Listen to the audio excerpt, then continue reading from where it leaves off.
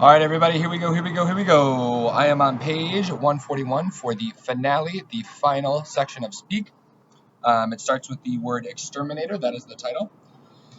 Um, this is the last section. We just saw our girl Melinda and her sexual assault situation.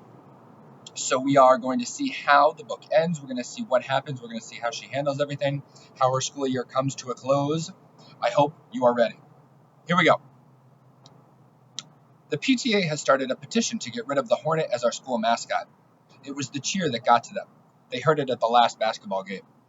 We are the Hornets, horny, horny Hornets. Everywhere we go, people want to know who we are, so we tell them we are the Hornets, horny, horny Hornets.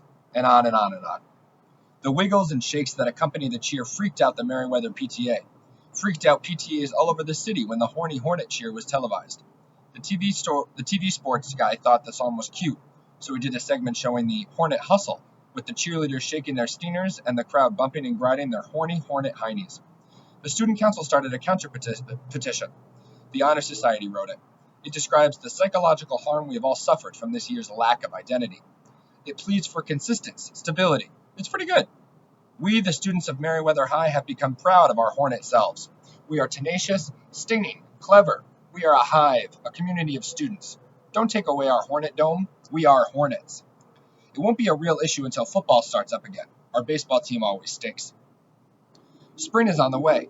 The winter rats, rusty brown $700 cars that everyone with sense drives from November until April, are rolling back into storage. The snow is melting for good, and the pretty baby shiny cars glitter in the senior parking lot. There are other signs of spring. Front lawns cough up the shovels and mittens that were gobbled by snowdrifts in January. My mother moved the winter coats up to the attic. Dad's been mumbling about the storm windows, but hasn't taken them down. From the bus I saw a farmer walking his field, waiting for the mud to tell him when to plant. April Fool's Day is when most seniors get their acceptance or rejection letters from college. Thumbs up or thumbs down. It's a sick piece of timing. Tensions are running high. Kids drink pink stomach medicine from the bottle. David Petrakis, my lab partner, is writing a database program to track who got in where.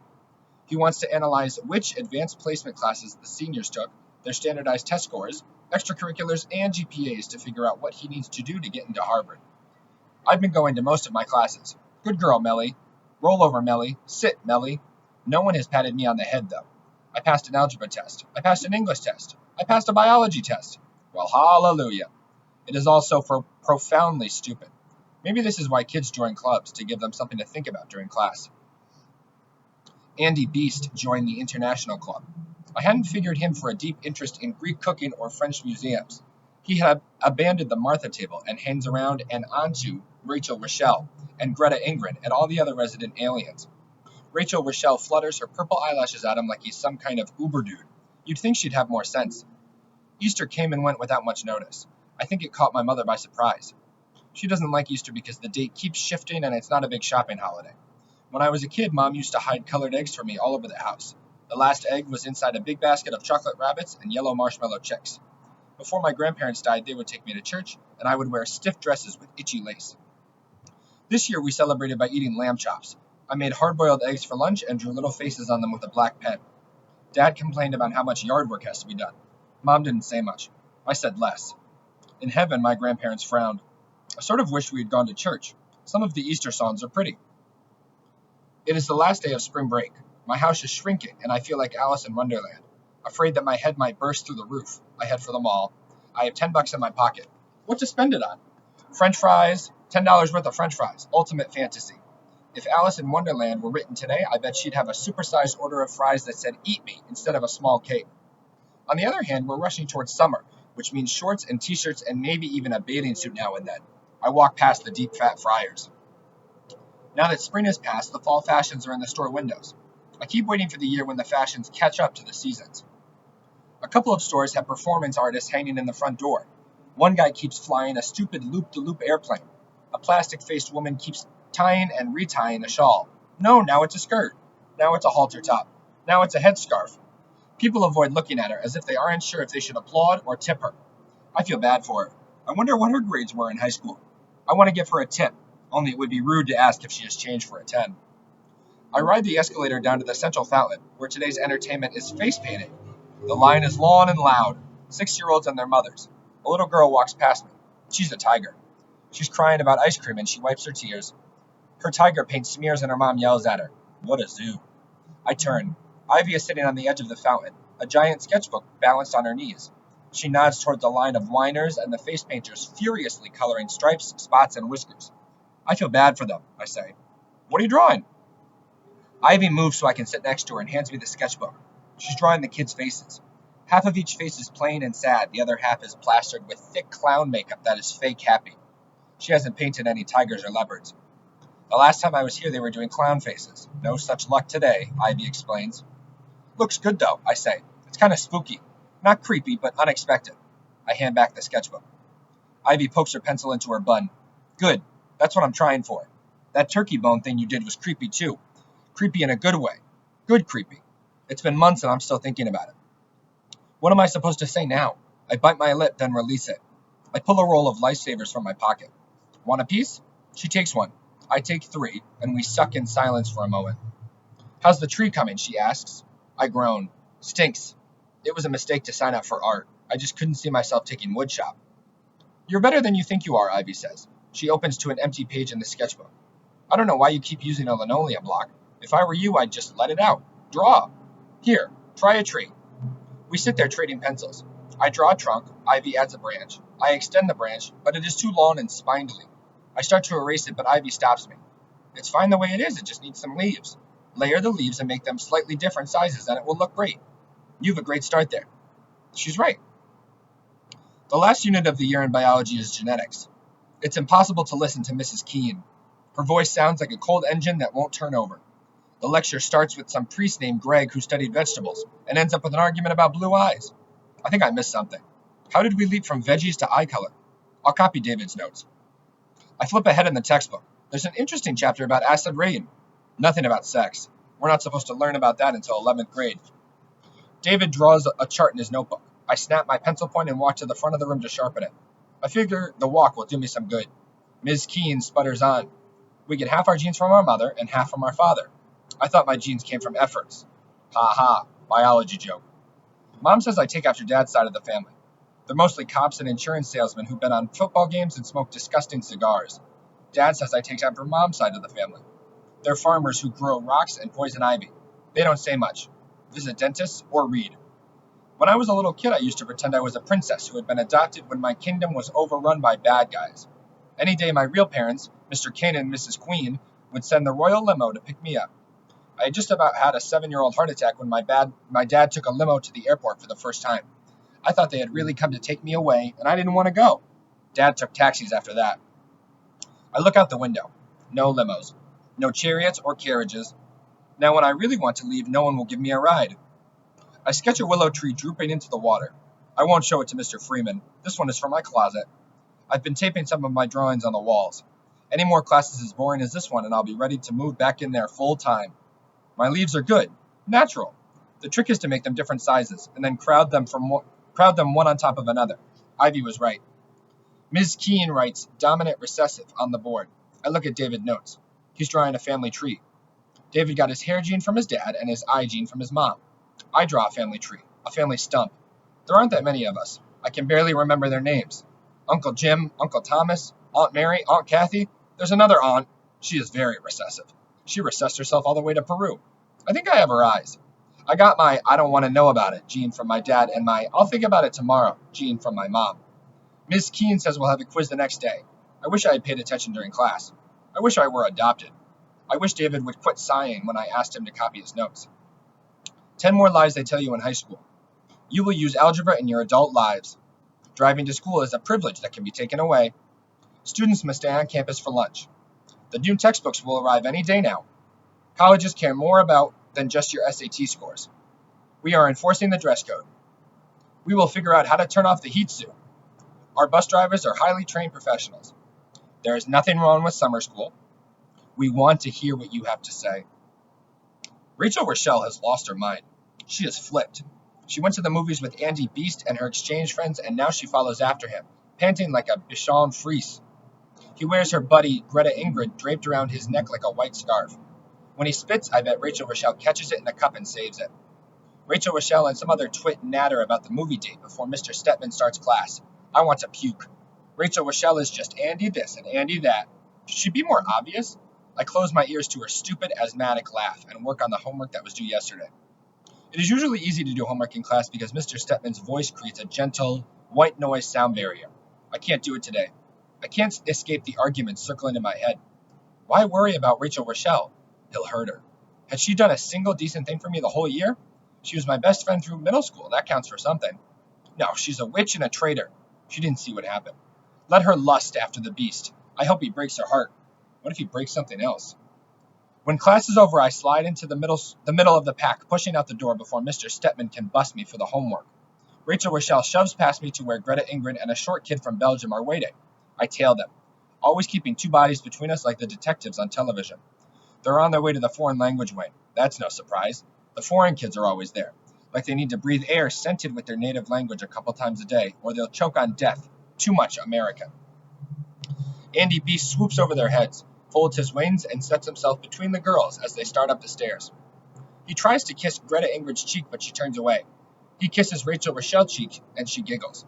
He does not kiss the cheek of the short Belgian. The Belgian and the Swede wave ciao at the office of the foreign language department. Rumor has it that there is an espresso maker in there. The friendly momentum keeps Rachel Rochelle and Andy walking all the way to the end of the hall. I face a corner and pretend to study algebra. I figure that's enough to make me unrecognizable. They sit on the floor. Rachel Rochelle in a full lotus. Andy steals Rachel Rochelle's notebook. She whines like a baby and throws herself across his lap to get it back. I shiver with goosebumps. He tosses the notebook from one hand to the other, always keeping it just out of her reach. Then he says something to her I can't hear it. The hall sounded like a packed football stadium. His lips move poison, and she smiles. And then she kisses him wet. Not a Girl Scout kiss. He gives her the notebook. His lips move. Lava spills out my ears. She is not any part of a pretend Rachel chick. I can see only third-grade Rachel, who liked barbecue potato chips and who braided pink embroidery thread into my hair that I wore for months until my mom made me cut it out. I rest my forehead against the prickly stucco. The best place to figure this out is my closet, my throne room, my foster home. I want a shower. Maybe I should tell Greta Ingrid. My Swedish isn't good enough. I could talk to Rachel. Yeah, right. It would only make him more attractive. I could say I'd heard bad things about Andy. It would only make him more attractive. I could maybe tell her what happened, as if she'd listen. What if she told Andy? What would he do? There isn't much room for pacing. I take 2 steps, turn, 2 steps back. I bang my shin against the chair. Stupid room. What a dumb idea sitting in a closet like this. I flop in the chair. It whooshes out old janitor smells. Feet, beef jerky, shirts left in the washer too long. The turkey bone sculpture gives off a faint, rotting odor. 3 baby food jars of potpourri doesn't make a dent in the stink. Maybe there's a dead rat decomposing in the wall, right near the hot air vent. Maya Angelou watches me, 2 fingers on the side of her face. It's an intelligent pose. Maya wants me to tell Rachel. I take off my sweatshirt. My t-shirt sticks to me. They still have the heat running full blast even though it's warm enough to crack open the windows. That's what I need, a window. As much as I complain about winter, cold air is easier to breathe, slipping like silver mercury down my lungs and out again. April is humid, with slush evaporating or rain drizzling, a warm, moldy washcloth of a month. The edges of my pictures curl in the damp. There have been some progress in this whole tree project, I guess. Like Picasso, I've gone through different phases. There's the confused period, where I wasn't sure what the assignment really was. The spaz period, when I couldn't draw a tree to save my life. The dead period, when all my trees looked like they had been through a forest fire or a blight. I'm getting better. Don't know what to call this phase yet. All these drawings make the closet seem smaller. Maybe I should bribe a janitor to haul all this stuff to my house. Make my bedroom more like this, more like home. Maya taps me on the shoulder. I'm not listening. I know, I don't want to hear it. I need to do something about Rachel, something for her. Maya tells me without saying anything. I stall. Rachel will hate me. She already hates me. She won't listen. I have to try. I groan and rip out a piece of notebook paper. I write her a note, a left-handed note, so she won't know it's from me. Andy Heavens will use you. He is not what he pretends to be. I heard he attacked a 9th grader. Be very, very careful. A friend. P.S. Tell Greta Ingrid, too. I didn't want the Swedish supermodel on my conscience either. Mr. Freeman is a jerk. Instead of leaving me alone to find my muse, a real quote, I swear, he lands on the stool next to me and starts criticizing. What is wrong with my tree? He overflows with words describing how bad it is. It's stiff, unnatural. It doesn't flow. It is an insult to trees everywhere. I agree. My tree is hopeless. It is an art. It's an excuse not to take sewing class. I don't belong in Mr. Freeman's room any more than I belong in the Martha's or in my little girl pink bedroom. This is where the real artist began. Belong, like ivy. I carry the linoleum block to the garbage can and throw it in hard enough to make everyone look at me. Ivy frowns through her wire sculpture. I sit back down and lay my head on the table. Mr. Freeman retrieves the block from the garbage. He brings back the Kleenex box, too. How could he tell I was crying? Mr. Freeman, you are getting better at this, but it's not good enough. This looks like a tree, but it is an average, ordinary, everyday, boring tree. Breathe life into it. Make it bend. Trees are flexible so they don't snap. Scar it. Give it a twisted branch. Perfect trees don't exist. Nothing is perfect. Flaws are interesting. Be the tree.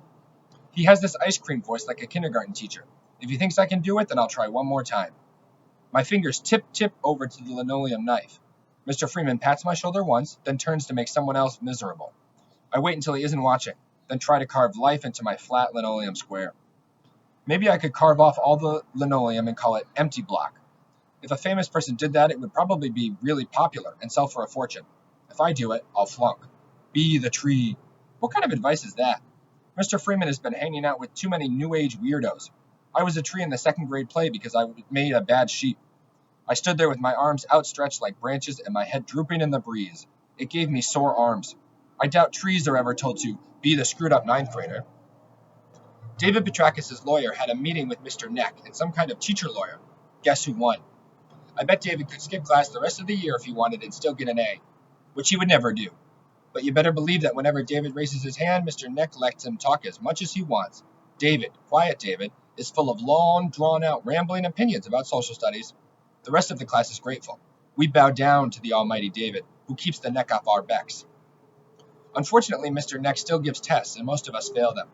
Mr. Neck makes an announcement. Anyone who is flunking can write an extra credit report on a cultural influence at the turn of the century. He skipped the Industrial Revolution so we could drag out our class past the year 1900. He does not want all of us in summer school. I don't want to see him in summer school either. I write about the suffragettes. Before the suffragettes came along, women were treated like dogs. Women could not vote.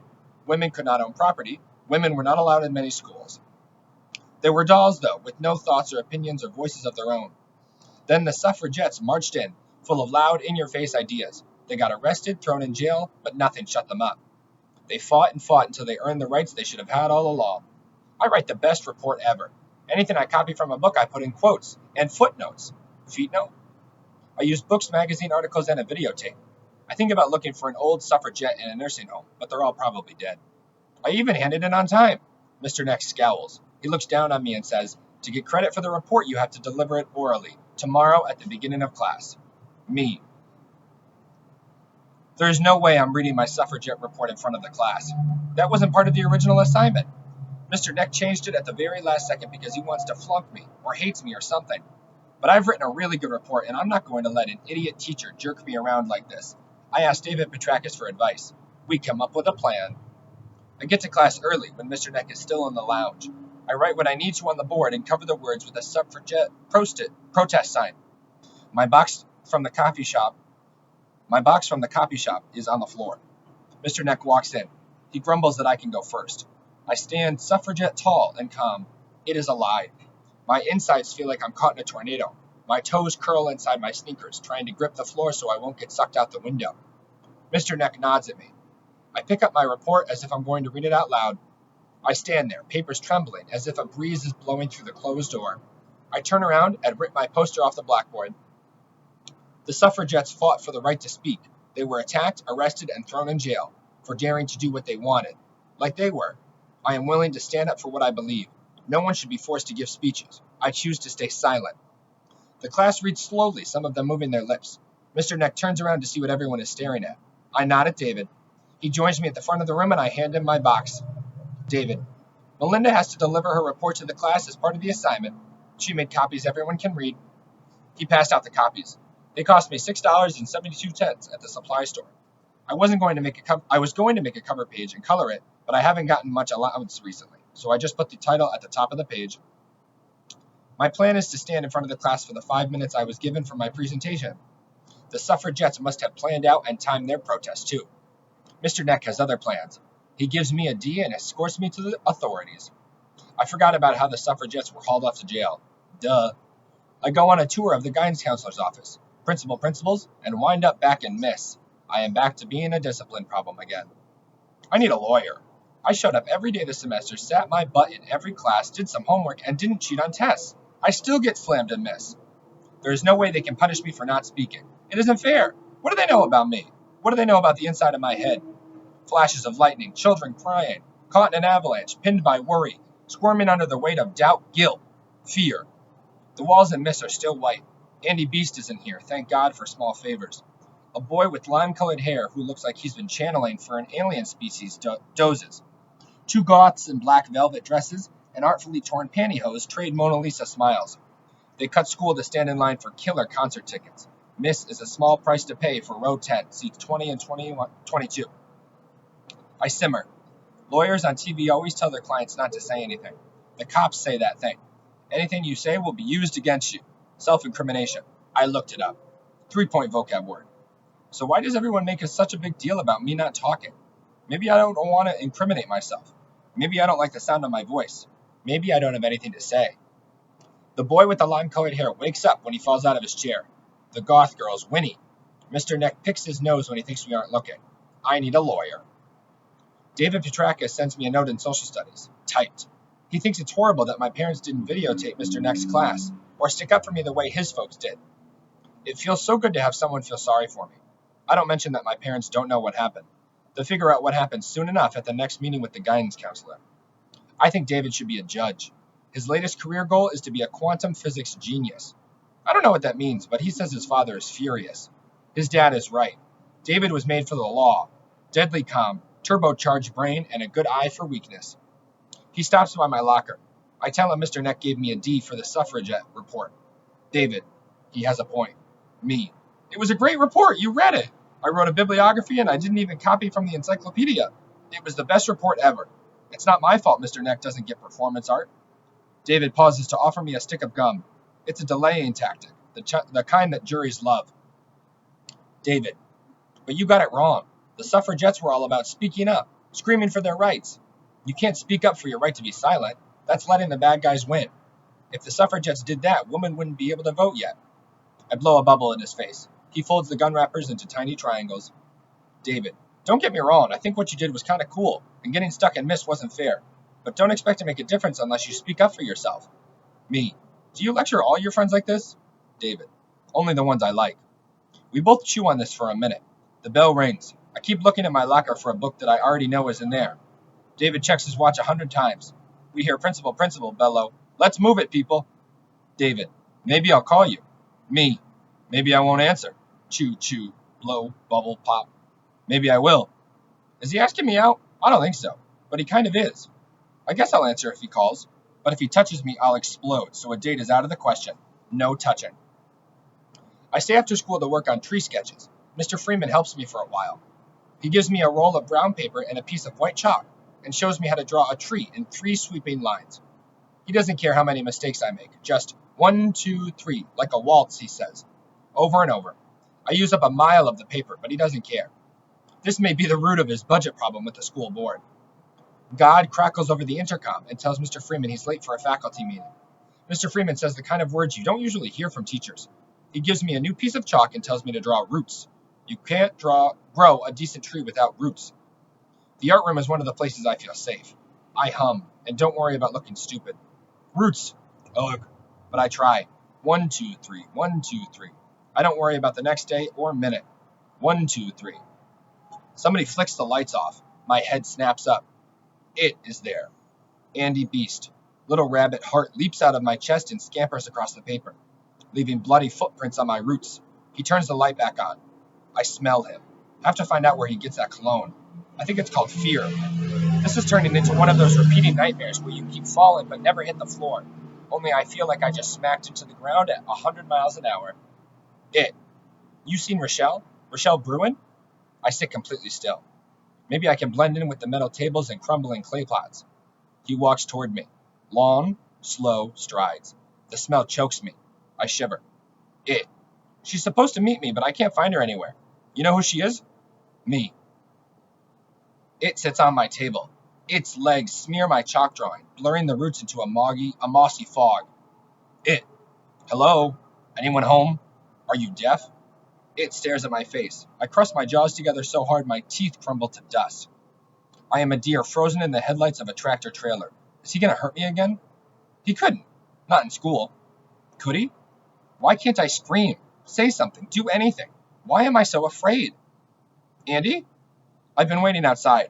Rachel sweeps into the room wearing an artsy-fartsy gypsy scarf skirt and a necklace of eye-sized mirrors. She pouts and Andy leaps off the table, ripping my paper, scattering bits of chalk. Ivy walks through the door, bumping Rachel accidentally.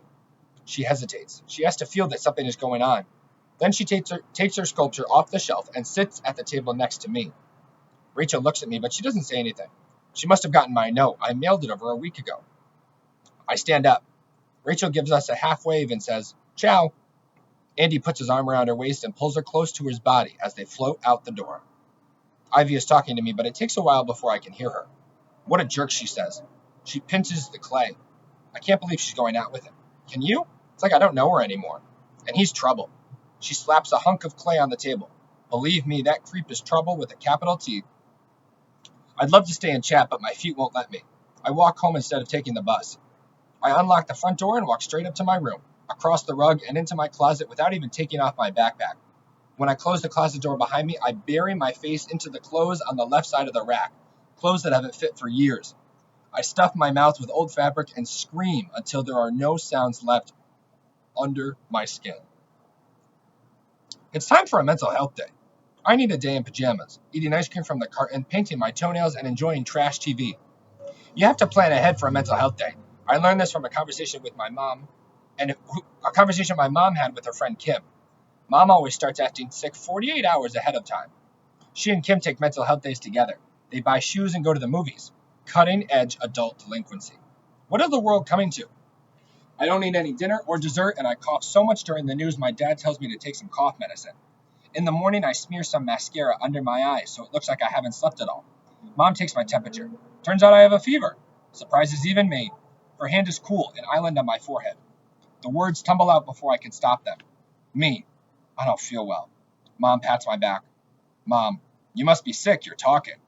Even she can hear how bitchy that sounds. She clears her throat and tries again. Mom, I'm sorry. It's nice to hear your voice. Go back to bed. I'll bring up a tray before I leave. Do you want some ginger ale? I nod. My fever is 102.2. Sounds like a radio station. Mom calls me to remind me to drink lots of fluids. I say thank you, even though it hurts my throat. It's nice of her to call me. She promises to bring me home popsicles. I hang up and snuggle into my couch nest with the remote. Click, click, click. If my life were a TV show, what would it be? If it were an after-school special, I would speak in front of an auditorium of my peers on how not to lose your virginity, or why seniors should be locked up, or my summer vacation, a drunken party, lies, and rape. Was I raped? Oprah, let's explore that. You said no. He covered your mouth with his hand. You were 13 years old. It doesn't matter that you were drunk. Honey, you were raped. What a horrible, horrible thing for you to live through. Didn't you ever think of telling anyone? You can't keep this inside forever. Can someone get her a tissue? Sally, Jesse, I want this boy held responsible.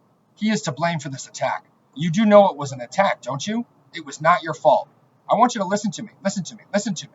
It was not your fault. This boy was an animal. Jerry, was it love? No. Was it lust? No. Was it tenderness, sweetness the first time they talk about in magazines? No, no, no, no, no. Speak up, Matilda. Ah, Melinda. I can't hear you. My head is killing me. My throat is killing me. My stomach bubbles with toxic waste. I just want to sleep. A coma would be nice. Or amnesia. Anything just to get rid of this. These thoughts, whispers in my mind. Did he rape my head too? I take 2 Tylenol and eat a bowl of pudding.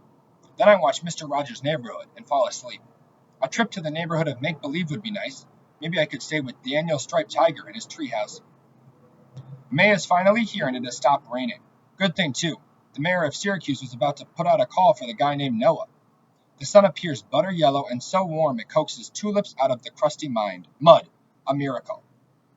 Our yard is a mess. All my neighbors have these great magazine cover yards with flowers that match their shutters and expensive white rocks that border fresh mounds of mulch.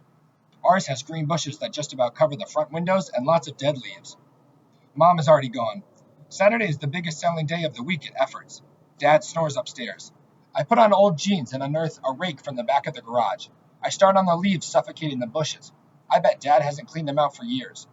They look harmless and dry on top, but under that top layer they're wet and slimy. White mold snakes from one leaf to the next. The leaves stick together like floppy pages in a decomposing book. I rake a mountain into the front yard, and there are still more, like the earth pukes up leaf gunk when I'm not looking.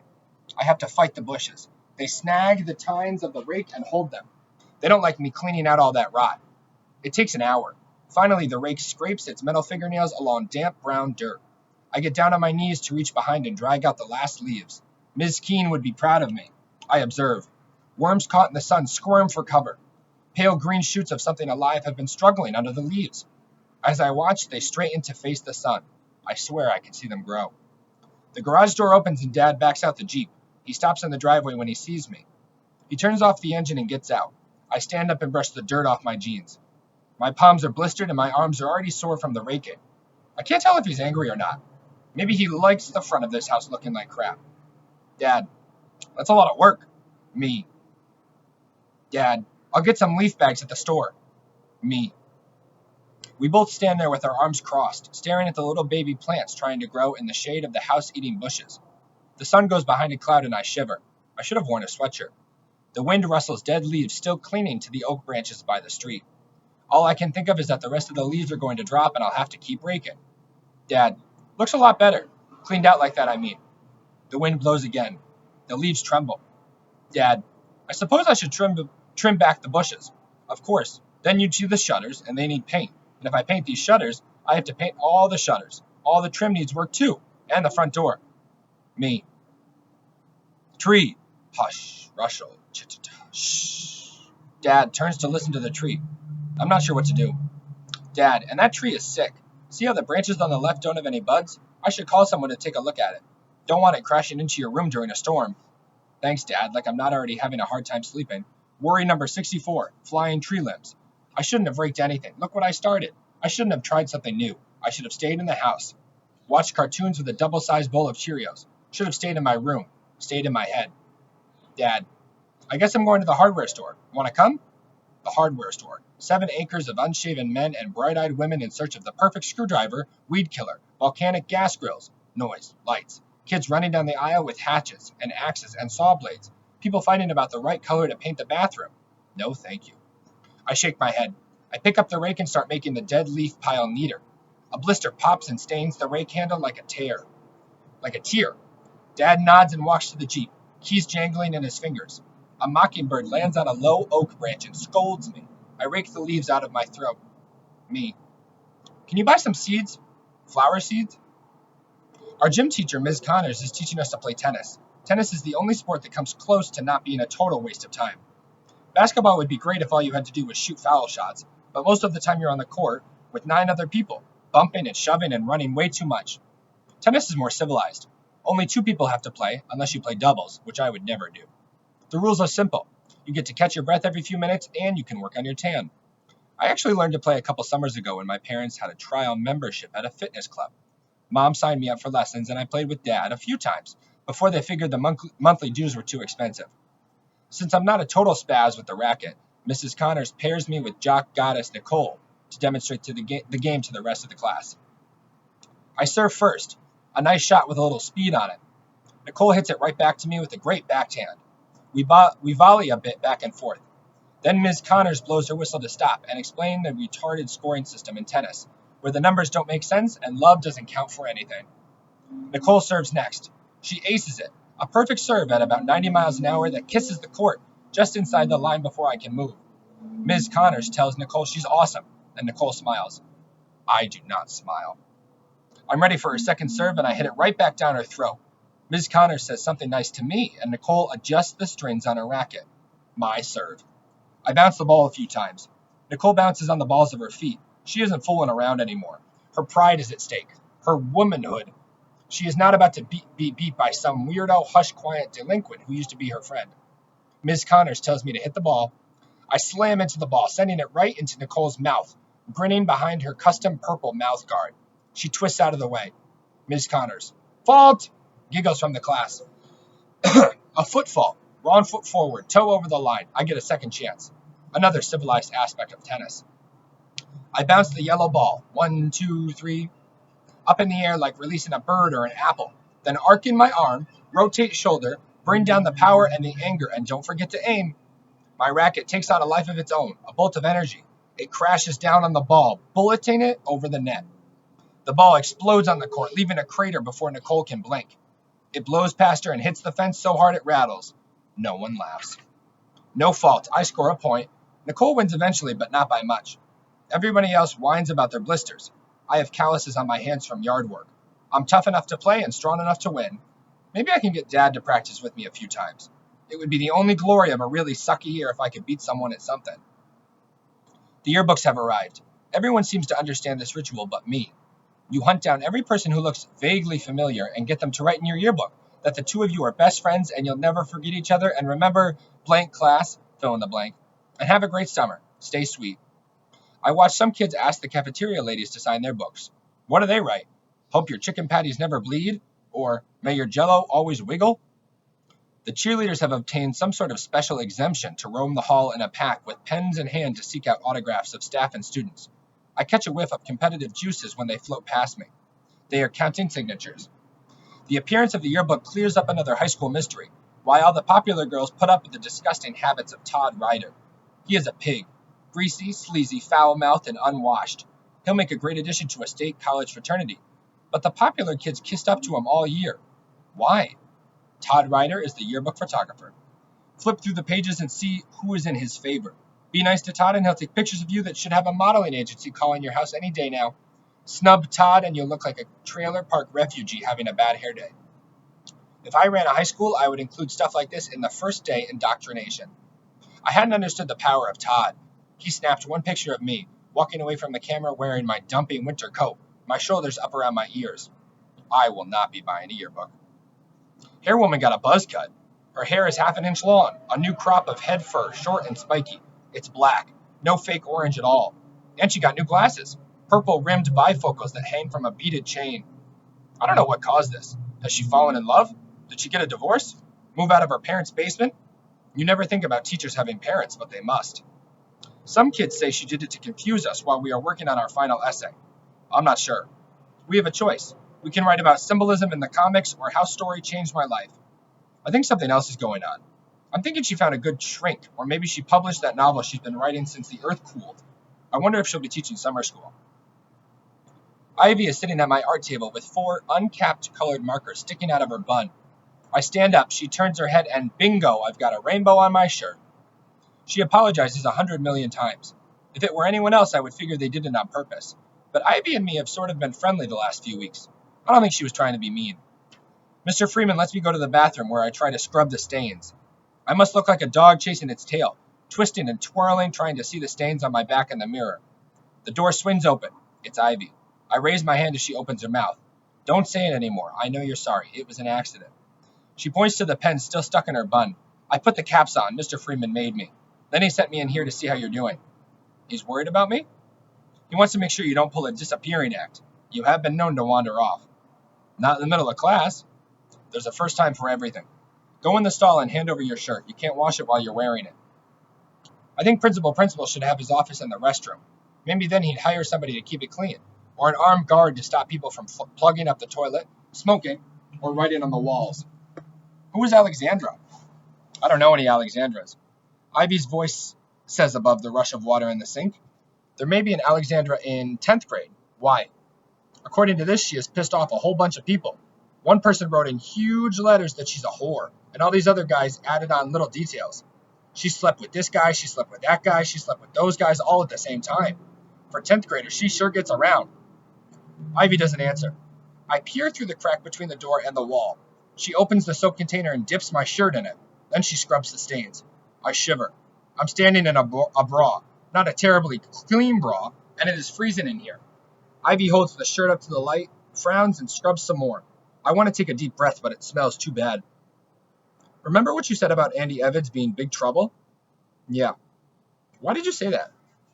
She rinses the soap from the shirt.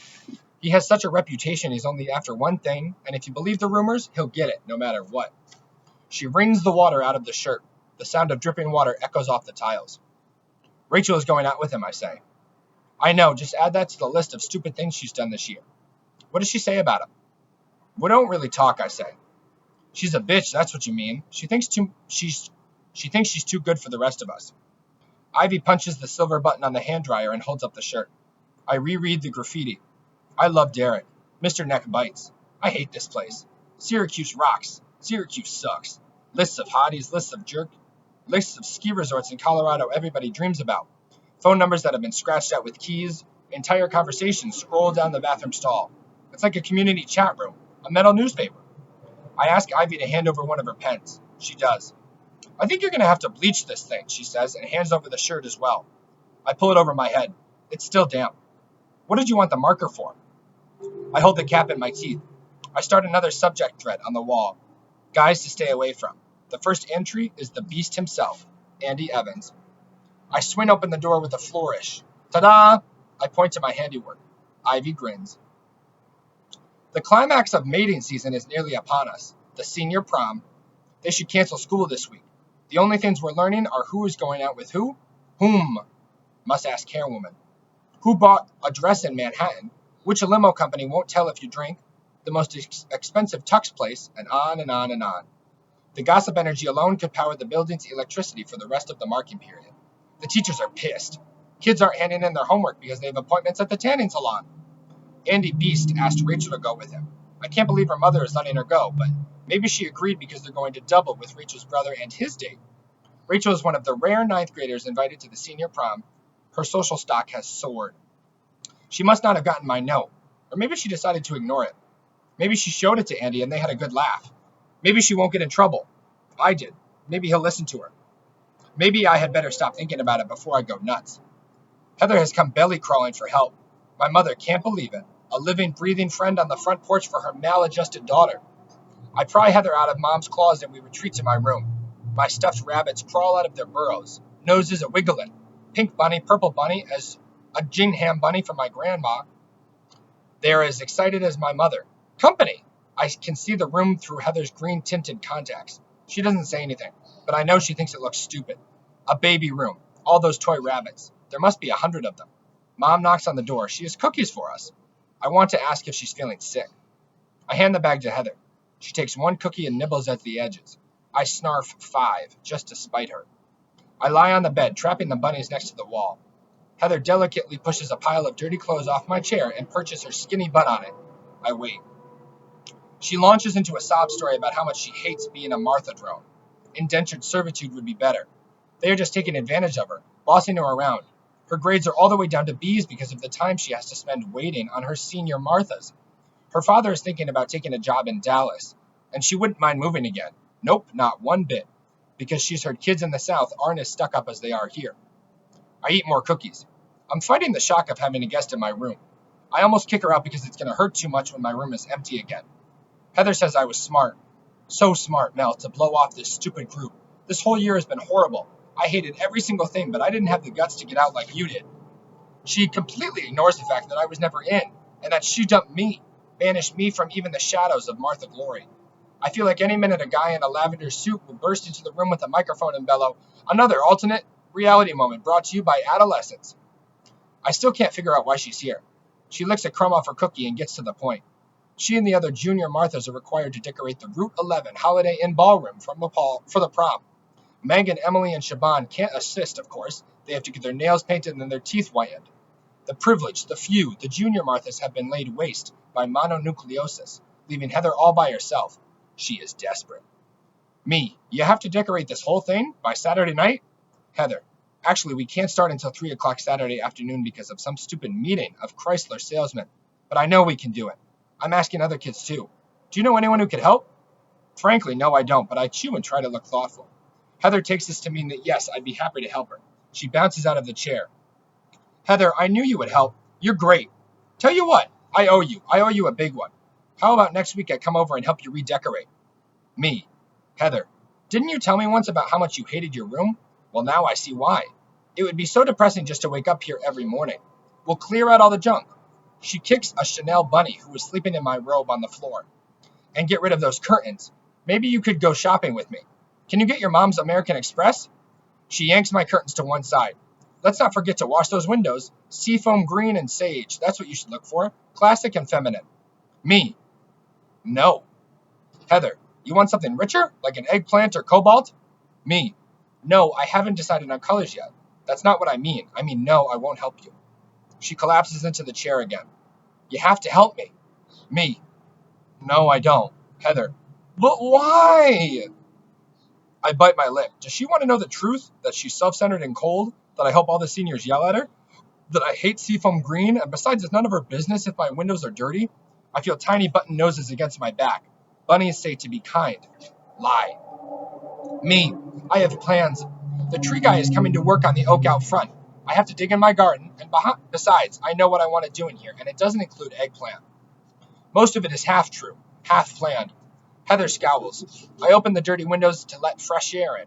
I brush my hair. It brushes my hair back off my face. I tell Heather she has to leave. I need to clean. She crams her cookies in her mouth and does not say goodbye to my mother. What a snot. I'm on a roll. I'm rocking. I don't see what it is. I don't know what it is. Standing up to Heather, planting marigold seeds, or maybe the look on Mom's face when I asked if she would let me redecorate my room. The time has come to arm wrestle some demons. Too much sun after a Syracuse winter does strange things to your head. Makes you feel strong, even if you aren't. I must talk to Rachel. I can't do it in algebra, and the beast waits for her outside English. But we have study hall at the same time. Bingo. I find her squinting at a book with small type in the library. She's too vain for glasses. I instruct my heart not to bolt down the hall and sit next to her. No nuclear bombs detonate. A good start. She looks at me without expression. I try on a smile, size medium. Hey, I say. She responds. No lip curling, no rude hand gestures. So far, so good. I look at the book she's copying, word for word from. It's about France. Me. Homework? Rachel. Kind of. She taps her pencil on the table. I'm going to France this summer with the International Club. We have to do a report to prove we're serious. Me. That's great. I mean, you've always talked about traveling ever since we were kids. Remember when we were in 4th grade and we had to read Heidi and we tried to melt cheese in your fireplace? We laugh a little too loudly. It's not really that funny, but we're both nervous. A librarian points her finger at us. His finger at us. Bad students. Bad students. No laughing. I look at her notes. They are lousy. A few facts about Paris decorated with an Eiffel Tower doodle, hearts, and the initials RB plus AE. Gack. Me. So you're really going out with him? With Andy? I heard about the prom.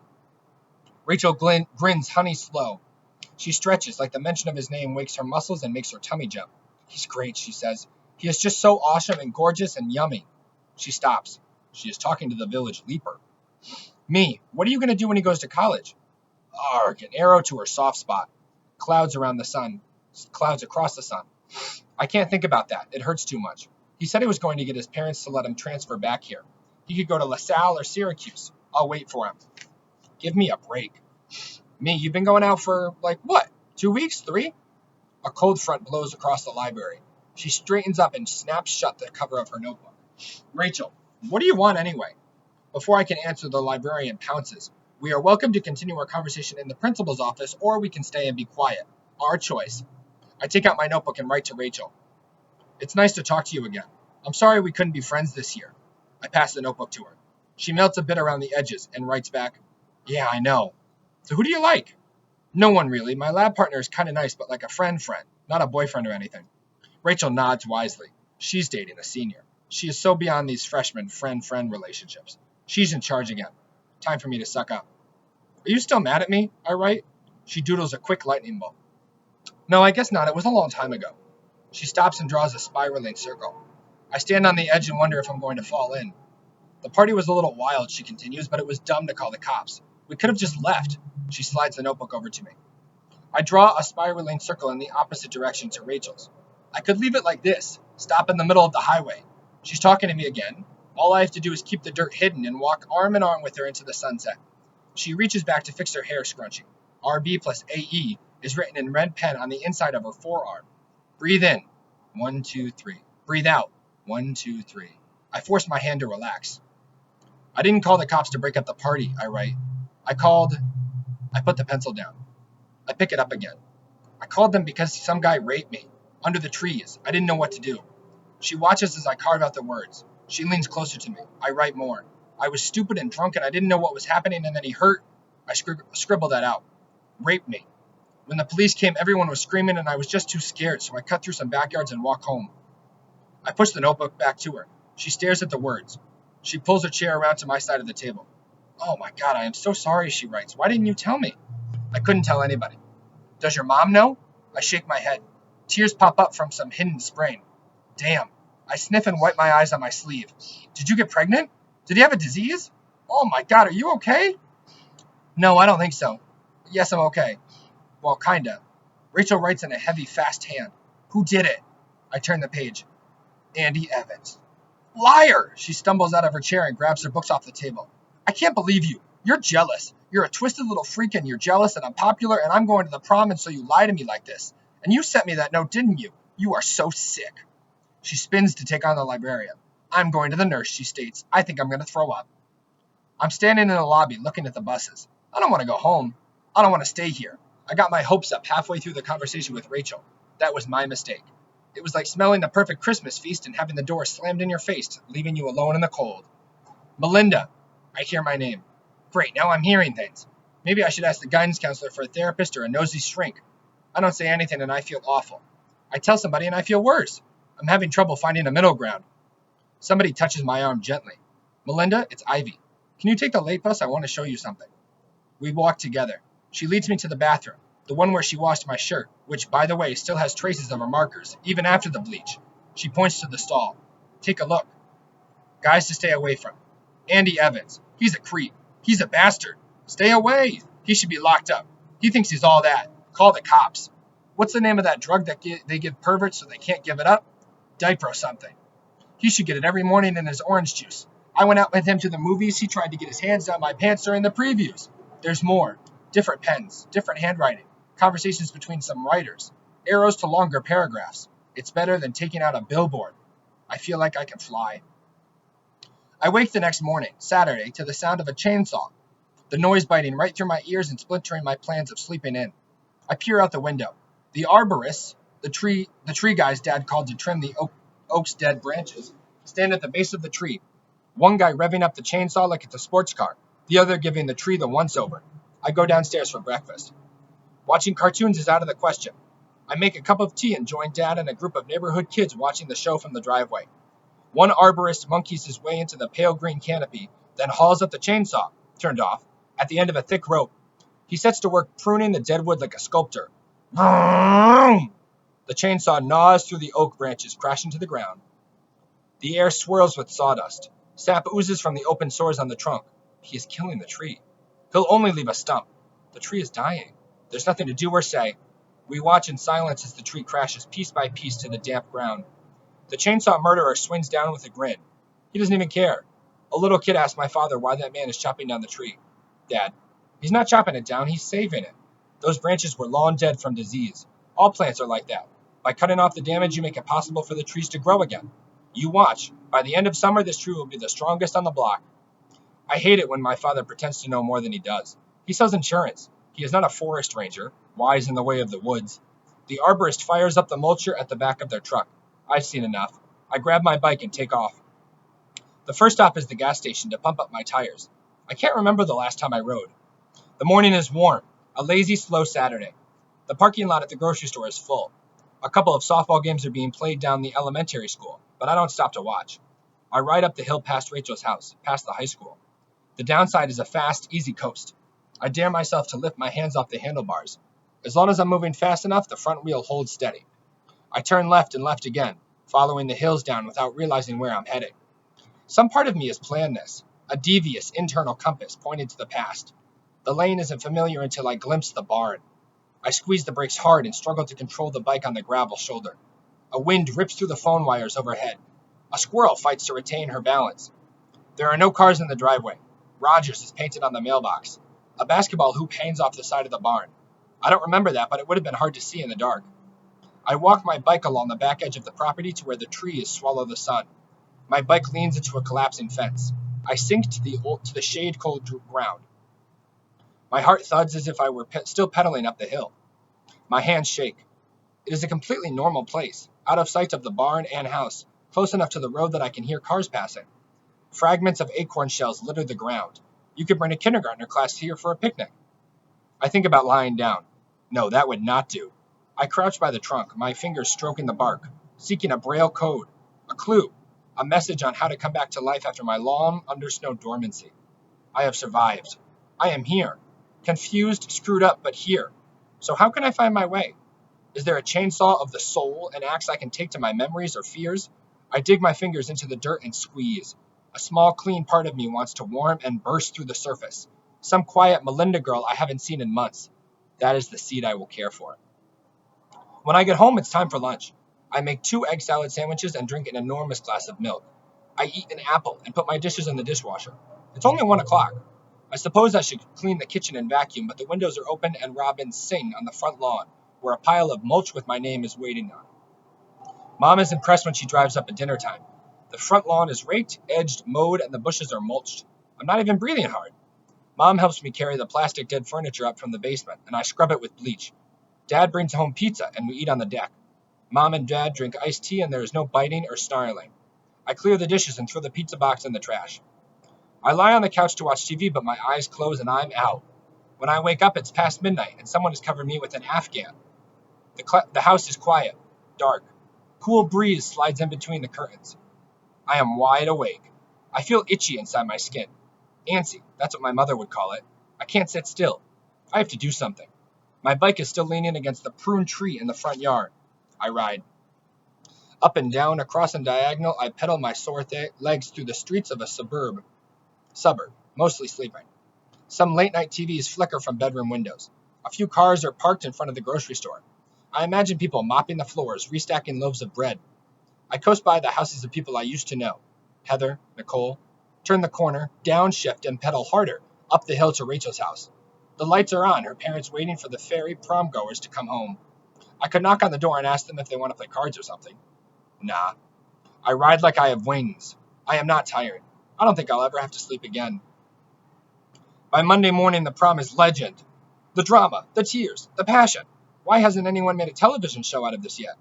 The total damage includes 1 stomach pumped, 3 breakups of long-term relationships, 1 lost diamond earring, 4 outrageous hotel room parties, and 5 matching tattoos allegedly decorating the behinds of some senior class officers. The guidance counselors are celebrating the lack of fatal accidents. Heather is not at school today. Everybody is griping about her lame decorations. I bet she calls in sick for the rest of the year. Heather should run away and join the Marines immediately. They'll be much sweeter to her than a swarm of angry Marthas. Rachel is in her glory. She ditched Andy in the middle of the prom. I'm trying to piece the story together from grapevine gossip. They say she and Andy argued during a slow song. They say he was all over her with his hands and his mouth. While they danced, he was grinding against her and she backed off. The song ended and she swore at him. They say she was ready to slap him, but she didn't. He looked around all innocent-like, and she stomped over to her exchange student buddies. Ended up dancing the night away with a kid from Portugal. They say Andy's been really pissed off ever since. He got wicked drunk at a party and passed out in a bowl of bean dip. Rachel burned everything he ever gave her and left the ashes in front of his locker. His friends laughed at him. Except for the gossip, there is no real point to coming to school. Well, there are final exams, but it's not like they are going to make a difference to my grades. We have, 2 more weeks of classes? Sometimes I think high school is one long hazing activity. If you are tough enough to survive this, they'll let you become an adult. I hope it's worth it. I'm waiting for the clock to end the daily torture by algebra session when whammo, a thought slams into my head. I don't want to hang out in my little hidey hole anymore. I look behind me, half expecting to see a sniggering back row guy who beamed me with an eraser. Nope, the back row is struggling to stay awake. It was definitely an idea that hit me. I don't feel like hiding anymore. A breeze from the open window blows my hair back and tickles my shoulder. This is the first day warm enough for a sleeveless shirt. Feels like summer. After class, I trail behind Rachel. Andy is waiting for her. She won't even look at him. The kid from Portugal is now Rachel's numero uno. Ha! Double ha! Serves you right, you scum. Kids stare at Andy, but nobody stops to talk.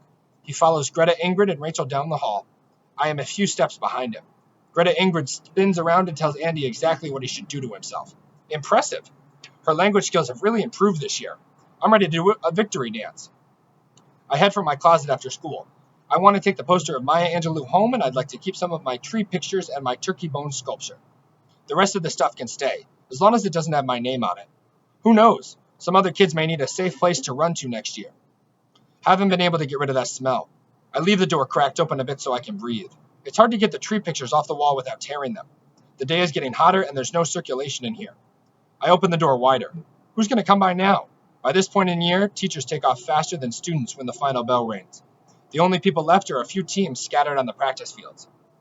I don't know what to do with the comforter. It's really too ratty to take home. I should have gone to my locker first and gotten my backpack. I forgot about the books that are in here. I fold the comforter and set it on the floor, turn out the light, and head out of the door for my locker. Somebody slams into my chest and knocks me back into the closet. The light flicks on and the door closes. I am trapped with Andy Evans.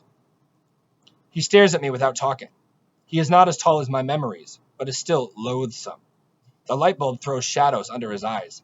He is made out of slabs of stone and gives off a smell that makes me afraid I'll wet my pants. He cracks his knuckles. His hands are enormous. Andy Beast, you have a big mouth, you know it? Rachel blew me off at the prom giving me some bullshit story about how I raped you. You know that's a lie. I never raped anybody. I don't have to. You wanted it just as bad as I did. But your feelings got hurt, so you started spreading lies, and now every girl in school is talking about me like I'm some sort of pervert. You've been spreading that bullshit story for weeks. What's wrong, ugly? You jealous? Can't get a date? The words fall like nails on the floor. Hard, pointed. I try to walk around him. He blocks my way. Oh no, you're not going anywhere. You really screwed things up for me. He reaches behind me and locks the door. Click. Me. You are one strange bitch, know that? A freak. I can't believe anyone listened to you. He grabs my wrists, I try to pull them back, and he squeezes so tight it feels like my bones are splintering. He pins me against the closed door. Maya Angelou looks at me. She tells me to make some noise. I open my mouth and take a deep breath. Beast, you're not going to scream. You didn't scream before. You liked it. You're jealous that I took out your friend and not you. I think I know what you want. His mouth is on my face.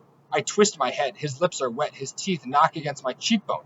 I pull my arms again and he slams his body against mine. I have no legs. My heart wobbles. His teeth are on my neck. The only sound I can make is a whimper. He fumbles to hold both my wrists in one hand. He wants a free hand. I remember. Metal hands. Hot knife hands. No. A sound explodes from me. No! I follow the sound, pushing off the wall, pushing Andy Evans off balance, stumbling into the broken sink. He curses and turns, his fist coming. An explosion in my head and blood in my mouth. He hit me. I scream. Why aren't the walls falling? I'm screaming loud enough to make the whole school crumble. I grab for anything. My potpourri bowl, I throw it at him. It bounces to the floor. My books, he swears again. The door is locked. He grabs me, pulls me away from the door, one hand over my mouth, one hand over my throat. He leans me against the sink. My fists mean nothing to him. Little rabbit paws thumping harmlessly. His body crushes me. My fingers wave overhead looking for a branch, a limb, something to hang on to. A block of wood, the base of my turkey bone sculpture. I slam it against Maya's poster. I hear a crunch. It doesn't hear. It breathes like a dragon. Its hand leaves my throat, attacks my body. I hit the wood against the poster and the mirror under it again. Shards of glass slip down the wall and into the sink. It pulls away from me, puzzled. I reach in and wrap my fingers around a triangle of glass. I hold it to Andy Evans' neck. He freezes. I push just hard enough to raise one drop of blood. He raises his arms over his head. My hand quivers. I want to insert the glass all the way through his throat. I want to hear him scream. I look up. I see the stubble on his chin, a fleck of white in the corner of his mouth. His lips are paralyzed. He cannot speak. That's good enough. Me. I said no. He nods. Someone is pounding on the door. I unlock it and the door swings open. Nicole is there, along with the lacrosse team, sweaty, angry, their sticks held high. Someone peels off and runs for help. Mr. Freeman is refusing to hand his grades in on time. They should have been in 4 days before the end of school, but he didn't see the sense in that. So I'm staying after school on the very, very last day for one last try at getting my tree right. Mr. Freeman is covering the grade wall with a mural.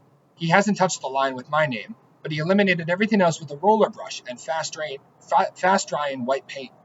He hums as he mixes colors on his palette. He wants to paint a sunrise. Summer vacation voices bubble through the open window. School is nearly over. The hall echoes with slamming lockers and shrieks of, "I'm gonna miss you. Got my number?" I turn up the radio. My tree is definitely breathing. Little shallow breaths like it just shot up through the ground this morning. This one is not perfectly symmetrical. The bark is rough. I try to make it look as if initials had been carved in it a long time ago. One of the lower branches is sick. If this tree really lives someplace, that branch better drop soon so it doesn't kill the whole thing. Roots knob out of the ground, and the crown reaches for the sun, tall and healthy. The new growth is the best part. Lilac flows through the open windows with a few lazy bees. I carve and Mr. Freeman mixes orange and red to get the right shade of sunrise. Tires squeal out of the parking lot, another sober student farewell. I'm staring summer school in the face, so there's no real hurry, but I want to finish this tree. A couple of seniors stroll in. Mr. Freeman hugs them carefully, either because of the paint on him or because teachers hugging students can make for big trouble. I shake my bangs down in front of my face and wash through my hair. They chat about New York City, where the girls are going to college. Mr. Freeman writes down some phone numbers and names of restaurants. He says he has plenty of friends in Manhattan and they should meet for some brunch someday. The girls, the women, hop up and down and squeal, "I can't believe it's really happening." One of them is Amber Cheerleader. Go figure. The seniors look my way before they leave.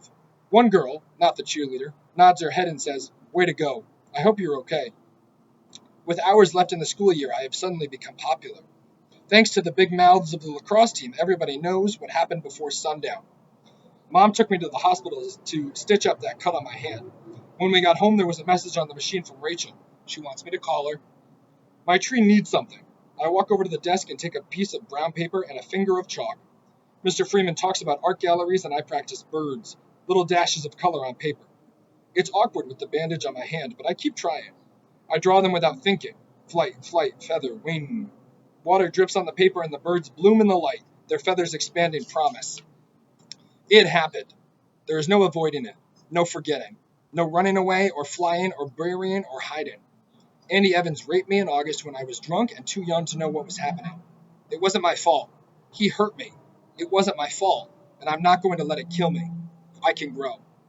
I look at my homely sketch. It doesn't need anything. Even through the river in my eyes, I can see that. It isn't perfect, and that makes it just right. The last bell rings. Mr. Freeman comes to my table. Mr. Freeman. Time's up, Melinda. Are you ready? I hand over the picture. He takes it into his arms and studies it. I sniff again and wipe my eyes on my arm. The bruises are vivid, but they will fade. Mr. Freeman. No crying in my studio. It ruins the supplies. Salt, you know, saline. Etches like acid. He sits on the stool next to me and hands back my tree. You get an A+. You worked hard at this. He hands me the box of tissues. You've been through a lot, haven't you? The tears dissolve the last block of ice in my throat. I feel the frozen stillness melt down through the inside of me, dripping shards of ice that vanish in a puddle of sunlight on the stained floor. Words float up. Me. Let me tell you about it. Beautiful, beautiful book. Thank you for enjoying it with me.